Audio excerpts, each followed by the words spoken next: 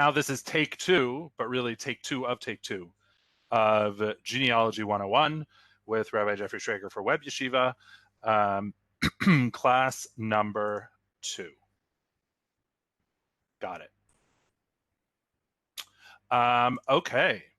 Hi, everyone. Welcome back on a Thursday.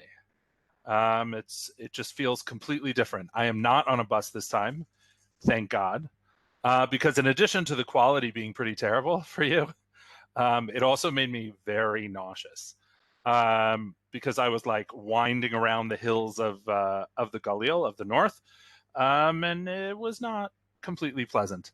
But thank God we got. This was actually the second of 3 classes that I taught that day. Thank God the other 2 went okay. And we got to the hotel, and shockingly, it had I had this suite that I have never had the likes of before, so it was pretty wonderful. Okay, so for the sake of the recording, I'm going to be pretending that nothing happened on Sunday. In terms of going through today's material. So hopefully that won't be too frustrating to some of you.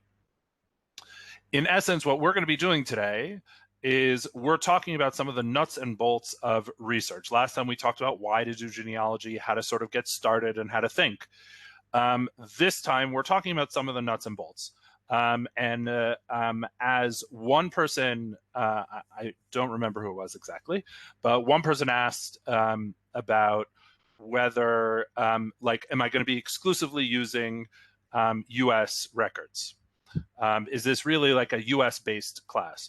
So what I'm trying to do is I will end up using U.S. records mostly because my family was in the U.S.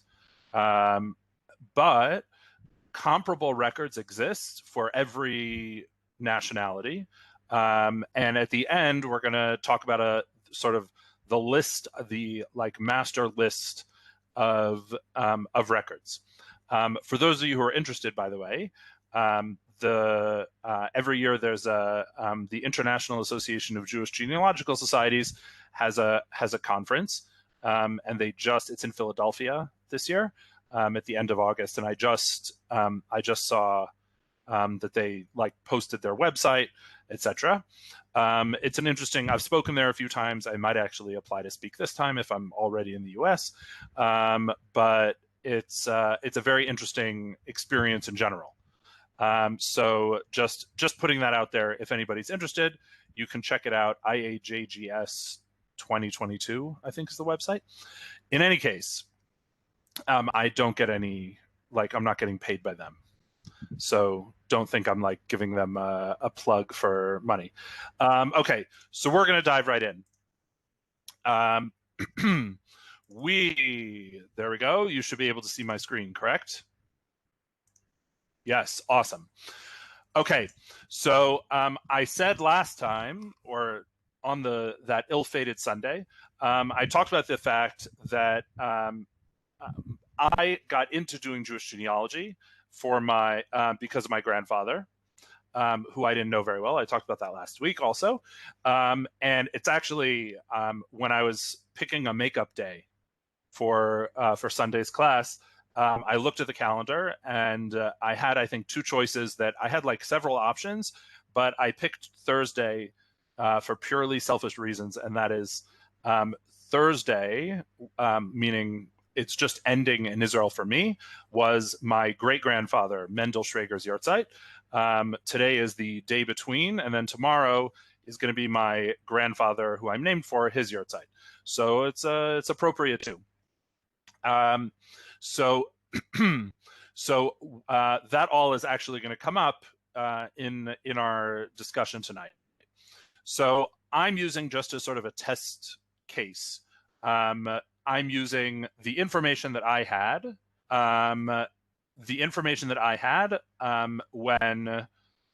when I started doing my research. I knew that my grandfather's name was Jack or Jacob or Yaakov. My name is Yaakov. I knew that his mother's name was Shendel. My father, whose Hebrew name is Shmuel, is named after him, after her rather. I knew he was from Austria. That one turned out to be if you don't have the right understanding, that can stop you from doing a lot. We'll talk about that more. And I knew that he had siblings, Gussie and Harry, neither of whom had children. And that there was a missing brother who was older named Benny. And I also knew that he was a twin, but that his the other twin was stillborn. That's all the information that I had. So when I went to start building a family tree, and again, I usually use Ancestry, so that's what most of my slides are going to be. But excuse me. But that's all I had. Okay. Obviously, we're leaving off my mother's family, my bubby's family, which I did know more about, but that's all I knew. You'll notice that Menachem Schrager is up there. The reason I knew Menachem Schrager was, first of all, that he was on. It's the next slide. Is my grandfather, and this is my bubby, but my grandfather's headstone. Cemeteries I really like cemeteries. I could do like a whole class on, I do actually do a whole class on cemeteries. I think cemeteries are fascinating. And this cemetery in particular, so this is my grandfather's kever in Queens. And it says Yaakov ben Mendel. So I knew Mendel fine. It has his yurtzeit, et cetera, et cetera. So I had seen that before, meaning that was not anything. When my hubby passed away, when I was, I want to say 12 or 13, when my bubby passed away, we inherited an encyclopedia that was hers from the 50s. I don't know why we took it, to be honest, because it's a little bit outdated already. But when I opened it up, out fell this piece of paper.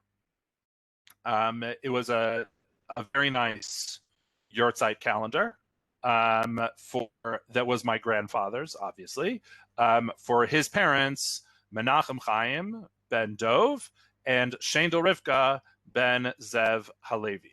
So what I was given in there, this is yurtzeit.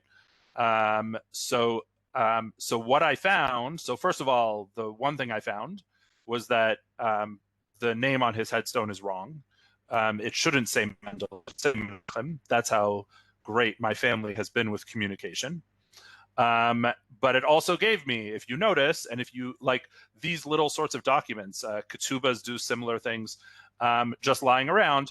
All of a sudden, I had his father's name, I had her father's name, I had her Hebrew name, and I knew that he was Menachem Mendel. Okay. And it gave me a death date, which is also important, especially when you start diving into records. Okay, so that was like a major find. That was a major find in our family, yeah, there we go with his headstone that says Mendel, but was incorrect. This, if you notice, Mendel died in 1923. My father was born in 1944. That's a pretty big gap. And even though Shendel died 4 years before he was born, there wasn't so much communication. It turned out, like, we didn't know where they were buried, even. It turns out they were buried in the same cemetery as my grandfather and Bubby. Like, they're buried in the same cemetery, but we had no idea. And so only while I was doing genealogy, I found their graves, and and every time I'm there, I try to visit, as do my father and his siblings. So at the end of the day, all of these little pieces of information kind of build up, because what you end up with then is, if I know my grandfather's death date, the initial search, the one of the more popular records for people who have passed away is the Social Security Death Index. The death index is very helpful for any number of reasons. It happens to be, for most people, having their social security number will not be groundbreaking. For most people, once they're dead, you know their social security number. It doesn't really do anything for you. In my case, it actually was a pretty big deal because my grandfather spent. He was trained as a lawyer, but there are conflicting reports as to why he didn't actually practice law.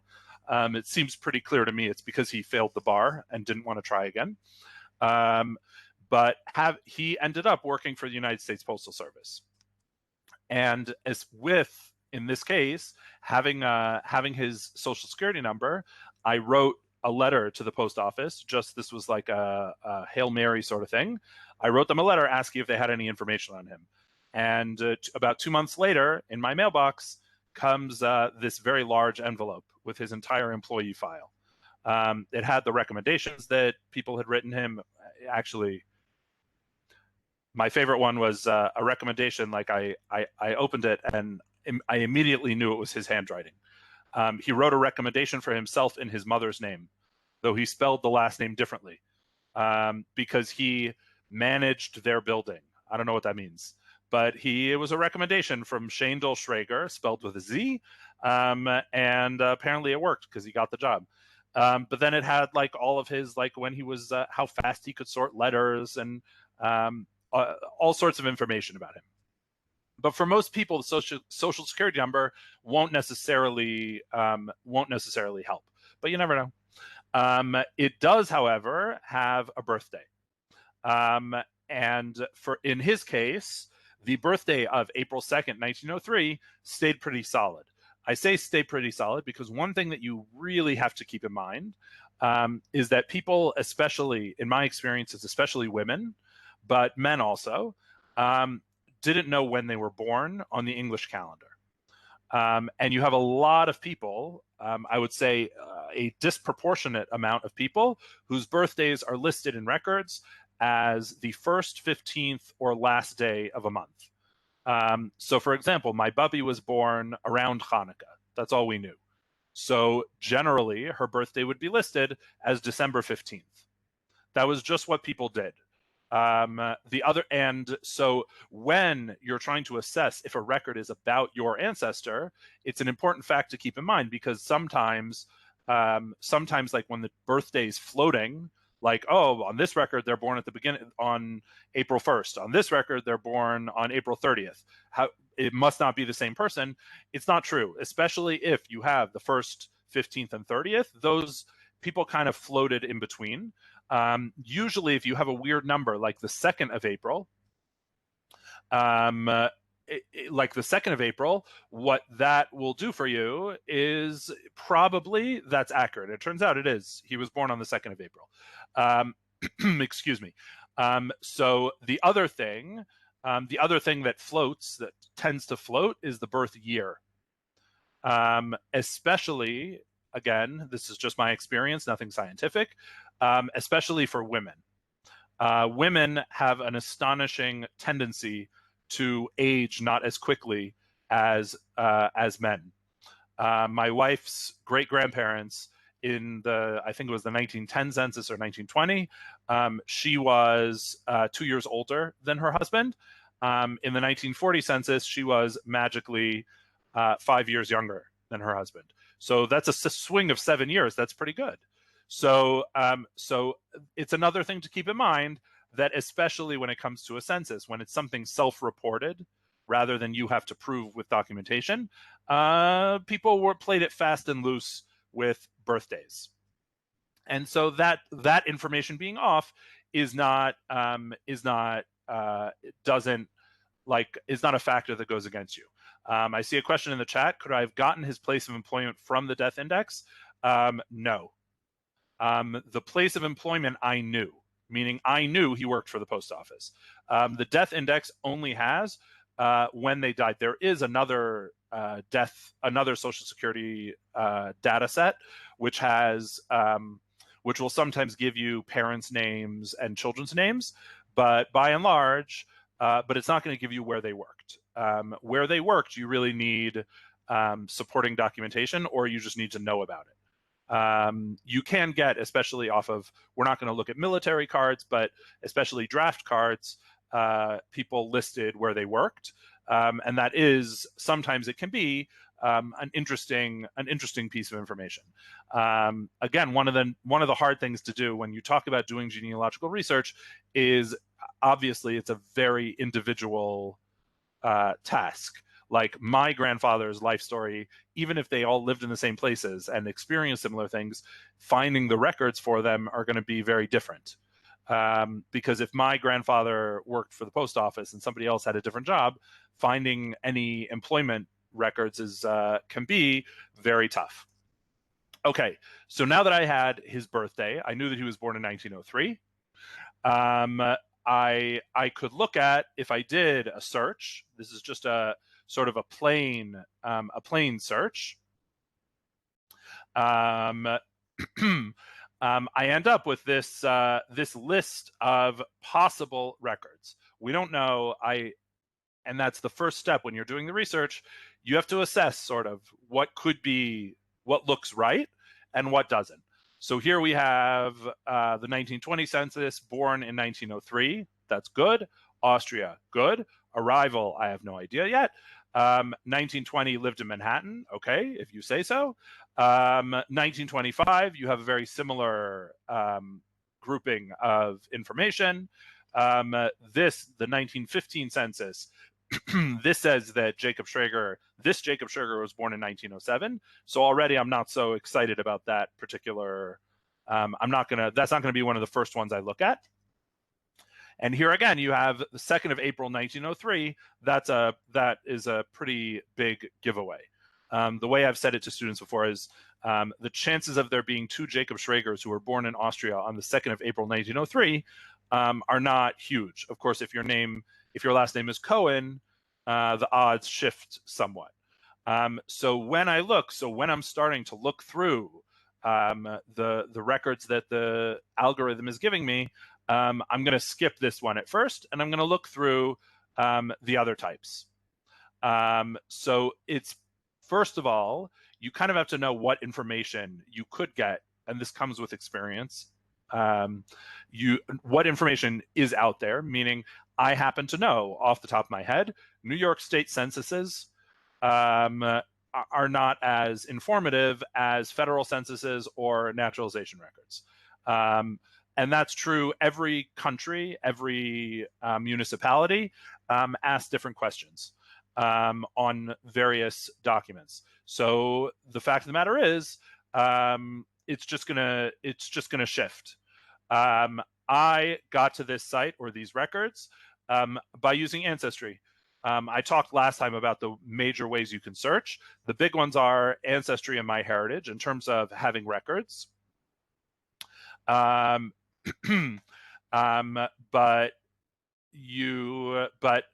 they all have these sorts of data sets. I also mentioned Family Search, the Mormon website, which also, they have a lot of records. That one's free, but it doesn't have. There are a lot of tools that just aren't there.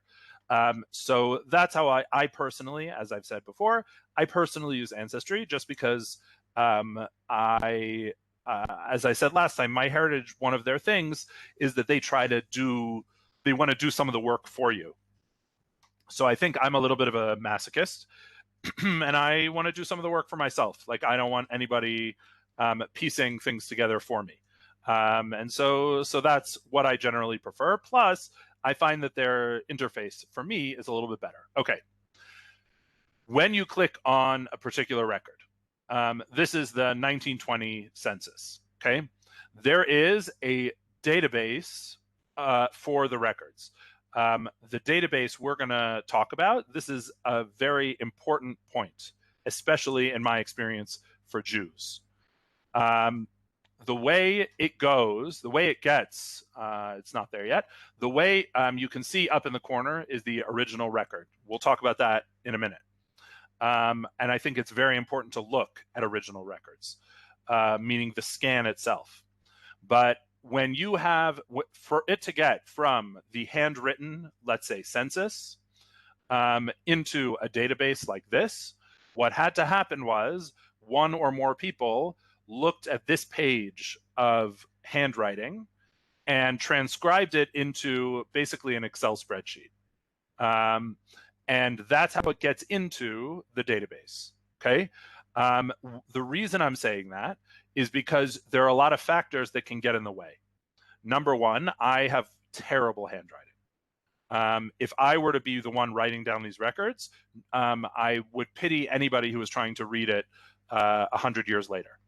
The second thing is you end up with, like, they don't know what names they're looking at. So if you have a really difficult last name, somebody who's trying to transcribe it is just going to make it up. And letters start to look like each other. An I and an L can get crossed. I was looking for my grandfather's brother on his Ellis Island entry, and I could never find it because he was in the database as, his name was Beryl Schrager, and he was in the database as Beryl Silliwager. The reason that's important is because Schrager and Silliwager are nothing alike. So the result is you're just never going to see it's never going to pop up in a search. And we'll talk about that in just a minute. So here, though, you see these sorts of records have a wealth of information, right? It's 1920, so his father, Max, was still alive. We'll also pause and say, remember, his name was Mendel. In general, knowing, I teach a lot of different types of people. And one of the things that's one of the most difficult things for, let's say I teach at a pluralistic summer camp. I teach genealogy. So most of them have never heard Yiddish before. So the getting from a Yiddish name to an English name is very, very difficult. If you have any sort of basic understanding, the names work in a pretty systematic way, meaning anything with an M frequently became Max. Sometimes Moshe or turned into Moses, but or Mayor, or like some of them, like they kept it, but we notice this is this is Mendel, Shandel, and Hirsch. Those are their names when they came over from Europe, and that's what they were called. But for legal reasons, for legal purposes, it changed to Max, Jenny, and Harry, right? They wanted to sound a little bit more American. The Beryl becomes Benny. Betzalel always becomes Charles. And every Charles, like if somebody's name is Charles on an early 20th century document, it's like guaranteed that their name is Betzalel. It's a very weird, to me, that one's always a little bit weird. But the fact of the matter is, knowing their Yiddish name, knowing a Hebrew name, you can kind of guess at what it might be. And it's happened before that I've guessed correctly. Like you just try, and a lot of it is trial and error. This is my grandfather's naturalization petition. So there, it's one of the things that's on there is the actual ship. It says the actual ship that he had to come in on. And the other thing, and this was a big one, is that it says Stanislaw, Austria. Right? I knew he was from Austria. But when I had been looking early on, I was looking in Vienna, and I was looking in Innsbruck at one point. I was looking at all these places, like maybe that's the part of Austria that he's from. When I got Stanislaw, Austria, you can do a Google search, but there is no such place. The reason there's no such place is twofold. Number one, it's 2 to 3 countries away, because it was in Austria during the Austrian-Hungarian Empire. Now it's in the Ukraine. It's in Galicia, which was a province in the Austro-Hungarian Empire, which is now divided between Poland and the Ukraine. The other reason is it's not called Stanislav anymore. Now it's called Ivano-Frankivsk, after a Ukrainian poet. So it's like doubly hard to find, but I think it's going to be the next class, we're going to talk about Jewish records and how to find towns. But so this document was a big deal because it has the ship he came in on, it has the place he was born, it has where they lived, what he was doing, etc., etc. Okay, so again, you see what you're essentially doing is pulling pieces of information off of each document that build. Meaning here, there's some new information, but I mean, if you really have the genealogy bug, unfortunately, you're willing to search for 5 hours to find one new date that doesn't actually do anything for you. But it's like getting that new. I've thank God I've never had a serious drug addiction, but it has been compared by others to the feeling of like you need a fix, like one more date. I just want to find like one more little piece of information, and then I can go to sleep. Of course, I never ended up going to sleep.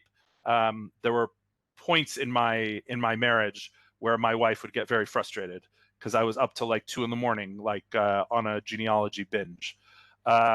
So fine. So then I have a lot more information, meaning from the censuses and both on Ancestry and MyHeritage. When you save a piece, when you find a record and you save it, one of the things that it does is it automatically imports some of the information. So now I have birthdays for Harry and Gussie. I have birth and death day for my grandfather, and I have birth and death. I have birthdays, and because of the Yahrzeit calendar, death days for both of my great grandparents. Okay, and now I'm off and running. You'll notice I still don't have anything for Benny. That one took a long time. It was actually only with the release of the 1940 U.S. Census. I'll speak for a moment on when records are available. Every country has different policies as to when their records become public. Obviously, birth records are the longest. Most countries, it's at least 100 years before you can have access to birth records. America, it's all funny because it's also by state. Death records are usually a lot faster.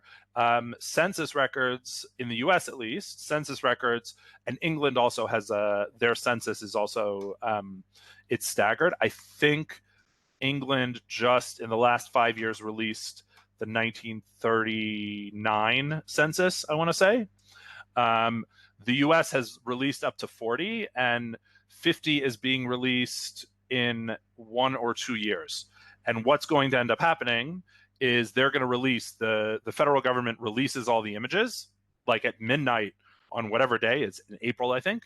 And then all of those people go crazy trying to enter all of the information into databases. It usually takes about a month and a half for them to get it all in, which if we think about it is pretty astonishing how fast they do it. But I only found Benny after the 1940 census was released, and I happened to stumble across it. That's what happened. So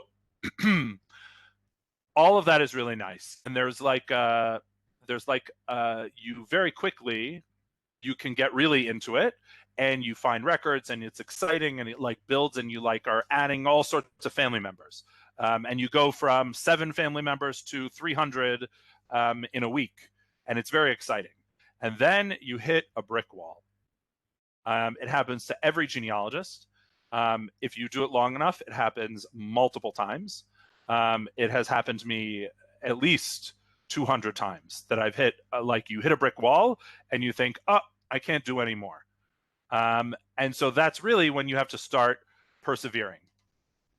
So the first thing is, I want to just quickly mention, I have a general, I call it a rule of threes. If you're looking at a record and you have known information, if there are 3 pieces of information that match, you can at least, in most cases, you can assume that it's a correct record, meaning that the record is somebody in your family. For example, name is a piece of information, unless, again, if that name is Moses Cohen, it's a little bit more difficult. You can't really, there are a lot of Moses Cohens, but name, where somebody lived, birthday, family members, all of those sorts of things can be matching information. So you kind of, if you go through and you check, are there any records that I'm missing? When you hit a brick wall, that's the first thing you do. Are there any records that I'm missing that I'm not sure what they, I'm not sure if they apply to my family? Is there a way I can look a little bit deeper? Sometimes that has to do with looking at the records themselves, which I'll talk about in a minute. Another thing that I have found to be helpful is branching out. If I'm looking for my grandfather, okay, I'm looking for my grandfather, my great-grandfather. But you know what? I didn't really, when I started, I didn't really care that much about my great-grandmother, Shandel. But at a certain point, I couldn't find anything on my grandfather anymore. So what I did is I started working on her side of the family tree. And what that ended up doing was, first of all, I found a ton more relatives. And it made me not as frustrated, honestly. But also what ended up happening was I found a first cousin that knew she was the last. She passed away a few years ago, but she was the last surviving member of my grandfather's generation. She was his first cousin. She was much younger than him, but she actually walked me through, literally said, you walk into the apartment, you walked into their apartment, you turned right, you turned left, and she explained everything that was going on there. And so branching out gave me a lot more information about the people that I was looking for that I wouldn't have found if I was only focusing on one small branch of my family. I mentioned about transcriptions. That another thing that goes wrong, quote unquote, is when somebody mistranscribes something, it becomes a lot more difficult to find. And what you end up needing to do is you play with filters. We'll talk about that a little bit more later. But one of the things that you end up having to do is you mess around with the filters on searches. I'll mention that, as I said, in a little bit. One thing that has become phenomenally popular is DNA testing. It happens to be some of my greatest breakthroughs have come by virtue of DNA testing.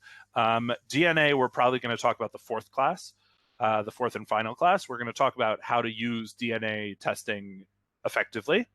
But it is one way, meaning it's not, people think that you spit into a tube, you send it off in the mail, and poof, you get a list of all your family members. It's just not true. And a lot of people get very frustrated by that.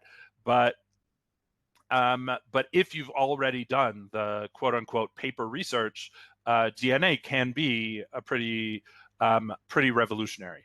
And as I said, I found, I actually had a student who told me over this past Shabbos that her grandfather is coming to Israel this week because he found, via DNA testing, he found it's his first cousin's child, who he didn't know that family survived the war.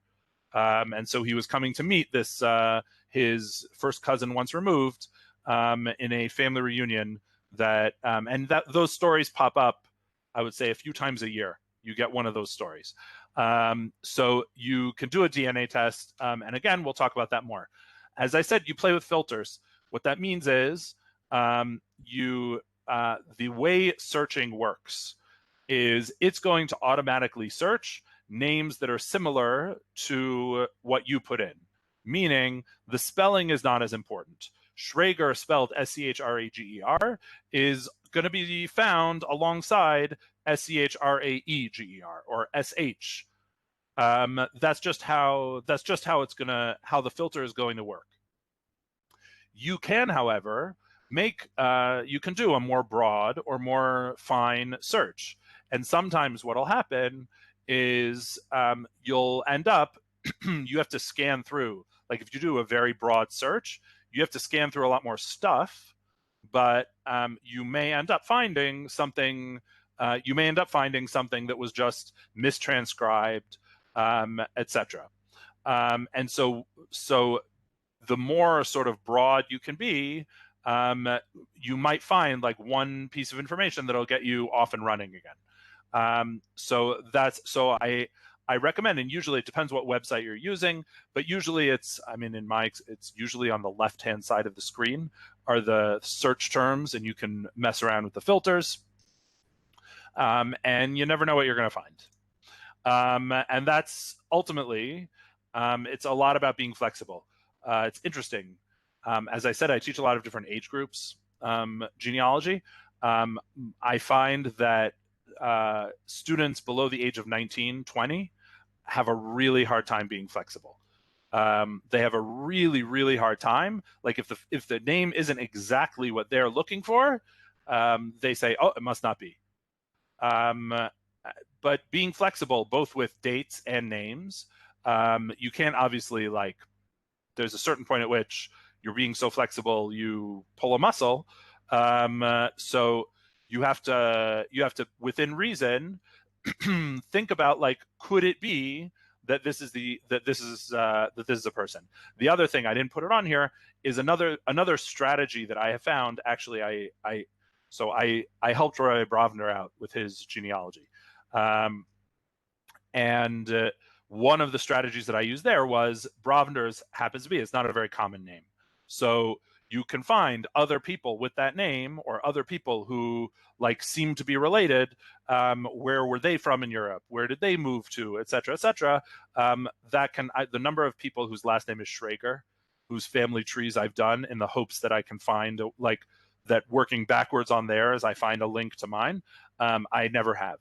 I don't think it's ever happened that I've done somebody's genealogy, that I've done a Schrager's genealogy and actually found anything. Okay, so so this is just one example. Here we see, first of all, Jack Schrager was mistranscribed as Jack Schroger. I believe that it popped up in the search, though. And if you look, all of this information, more or less, I already knew. This is the 1930 census. But when I hit a brick wall, one of the things I end up doing is I review what I already have. And when I'm reviewing it, this is, again, that 1930 census. If we zoom in on this particular family, I had looked at this record a cajillion times, but I had never noticed one very important letter. This is their family. You notice Mendel had already died. He died in 1923. This is their family. They lived at, it's cut off, but it's 192 Stanton Street. And I had missed, for a very long time, I missed the letter O. This is in the column, is it owned or rented? And it's usually referring to the apartment, but they're on the Lower East Side. It was referring to the building.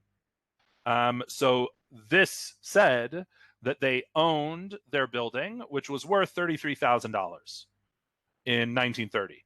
I shudder to think what that building on the Lower East Side would be worth now, but $33,000. Okay, and one of the things that always, so once I noticed that, I was like, that's a very strange thing. The breadwinner is dead, meaning the father of the family is dead. And if you look, actually, at occupations, Jenny and Gussie have no occupation. They're not working, apparently.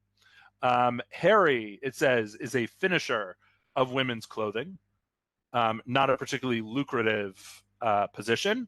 And my grandfather, Jack, was a clerk in a law office. Okay. So what we see is this does not add up to owning a building on the Lower East Side. So it was a little bit perplexing.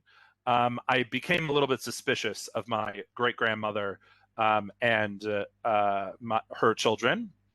And it turns out this first cousin that I met, one time she was when she was walking me through the apartment, she actually mentioned they owned the building, and she said, quote, "We never knew how, but we didn't ask questions." And then when she was walking me through, she mentioned that in the kitchen there was this big tub that they had sitting on their counter, and she never knew what it was for. She was a little girl. She didn't understand. She didn't know what it was for. They said it was for, they would take it down and use it as a bath. A lot of things didn't add up. I ended up actually going downtown in New York when I was visiting. I spent a day in the municipal archives. It's like the most fun thing I can do. I love going to crazy archives. And I looked up the landowner records for 192 Stanton Street. Sure enough, it was purchased. It was purchased by when my great-grandfather was still alive, I think in 21, if I remember correctly. I have the contract down here somewhere. And then it was foreclosed in not so long after this, in the 30s. The dates line up pretty nicely, that it covers the period of Prohibition in America.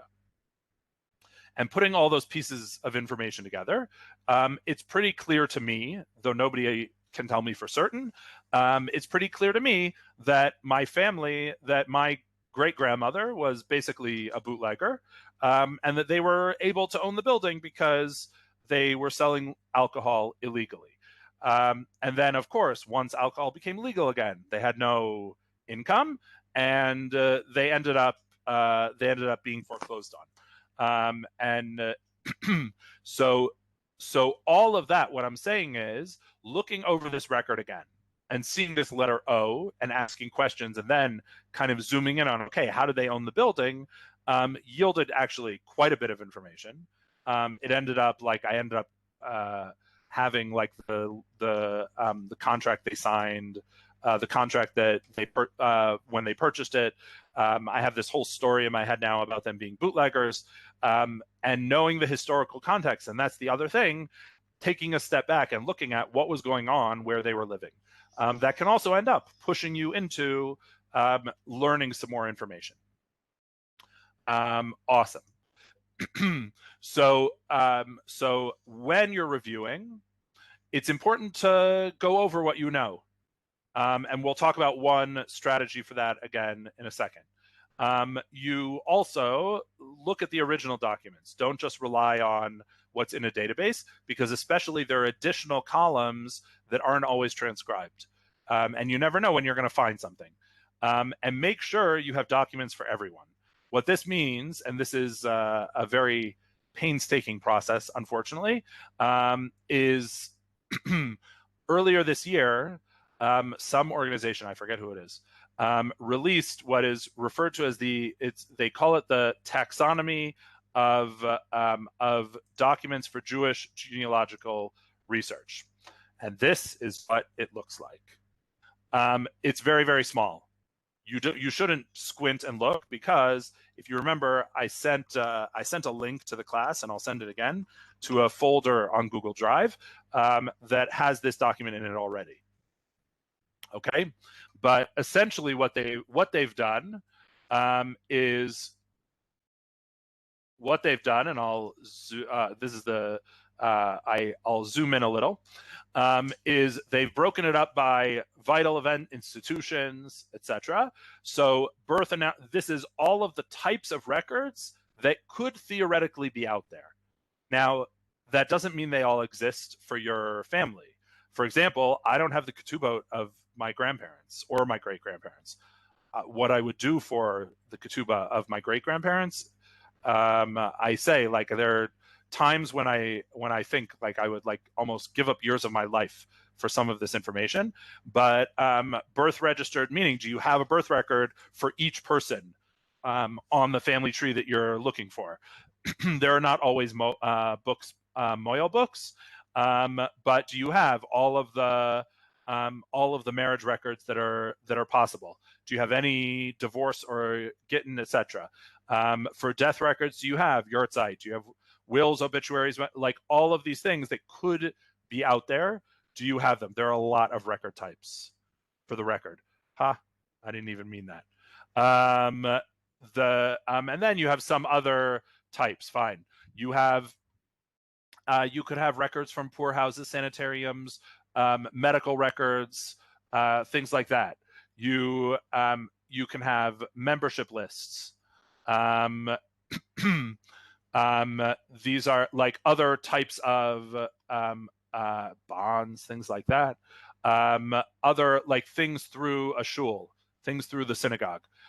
You have school records. One of my happiest moments, even though to be honest, it didn't actually give me anything. It didn't give me any new information, but I got my grandfather's high school transcript. From I called up the school. I will end up saying this again, but the genealogical community is magical. There are just people out there who are so excited to help you. This was the registrar at DeWitt Clinton High School, which is now in the Bronx, which is supposedly the most dangerous high school in the country now. It used to be on the Lower East Side. That's where my grandfather went. Also, Alan Arbus, who plays Dr. Sidney Friedman on MASH, for the record. And my wife's grandfather also went there. So it was very exciting for us. Not at the same time. But I called the registrar's office, and this woman was so excited that she could help me. And she said, "Oh, I get to go downstairs and to look at all the old stuff." And then one of the hurricanes hit. I think it was Sandy, but I'm not sure. It was the one before Sandy. So a hurricane hit, everything flooded in Manhattan, in New York. And 2 weeks later, she called me to say, "I don't want you to think that I've forgotten about you." It was so beautiful. I had almost forgotten about it. Like, I'm not going to bother her. And sure enough, a few weeks later, in the mail, I got my grandfather's high school transcript, including, the one thing that was interesting was when my great-grandfather passed away, he took off time from school. He graduated late because he also wasn't a particularly great student, it happens to be, but he took off late. I think he wasn't a good student, whatever. I could try to diagnose him, but I'm pretty sure he had ADD. And then, if you look, it has all of the institution historical things, including like Inquisition records. If you're Sephardi, there are Inquisition records out there for the Spanish Inquisition. There are lots of different types of Holocaust lists, which we'll talk about later, and immigration. Also in the folder, in the Drive folder, is the companion. It was put out by IHAGS. The companion to this, which is an explanation of what each of these are. Okay, so a really disciplined genealogist, of which I am not one, could theoretically have this page for each person on their family tree and check off, I have this and this and this. Now, there are people out there who would do that. I'm going to be completely honest and say there is no chance that I would ever do that. I would and did, before this list existed, I would write down, like, for my grandfather's immediate family, I made a chart and said, do I have birth records for all of them? Do I have death records for all of them? Do I have them in each census? Do I have them in immigration records? Do I have each of them? Just to see, like, where am I missing a particular record? I always imagine, like, that there are people who are, and it could be one of you is fortunate enough to be this careful, that there are people who would print this out and go through it for each person. But as I said, I inherited my grandfather's ADD, so there's just no chance that would happen. Okay, so pachot yoter, that is my best advice. My best advice on how to approach really getting going with your genealogical search, including what to do when you don't think you have anything else to do. I will tell you, usually most of the websites have a free 2-week trial. Both Ancestry and MyHeritage have a free 2-week trial. But sort of starting to get going, it can seem very overwhelming. If you bite it off in smaller chunks, it usually, like with most things, it usually becomes a lot more manageable. And so if you come armed with some information, especially if you have already like letters in your family or things like that, those are the sorts of things that I just didn't have. I don't have a picture of my great-grandfather. I only have one picture of my great-grandmother. So those sorts of things, you sort of, over time, you like one thing here, one thing there, you end up being able to build something pretty special. And so next week, I think, I keep going back and forth. I think next week we're going to talk about Jewish records, meaning on Sunday. And then the week after that, our last class, we're going to talk about DNA, because it's something that people are ask a lot of questions about, and it's something that has become a really useful tool. So that's going to be our plan. And we might at the end of